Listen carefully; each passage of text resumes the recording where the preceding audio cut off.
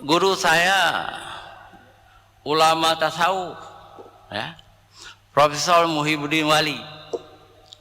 Beliau katakan dalam kitab ya, dalam kitab tasawuf, kalau ada menantu di rumah tidak salah lah, kalau anak kandung di rumah tidak salah.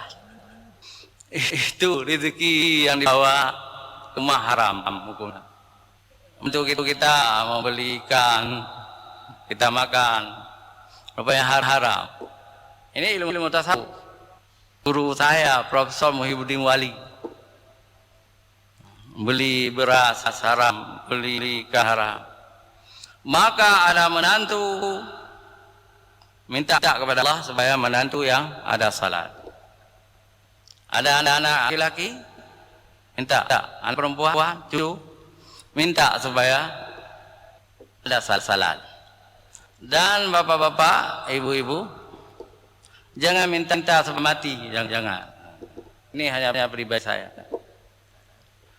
Kalau bapak-bapak dan ibu-ibu, mintalah supaya cucu-cucu bapak, ibu supaya panjang umur. Anak-anak bapak, ibu supaya panjang umur. Siapa tahu nanti waktu tua Allah memberi hidayah kepada ada.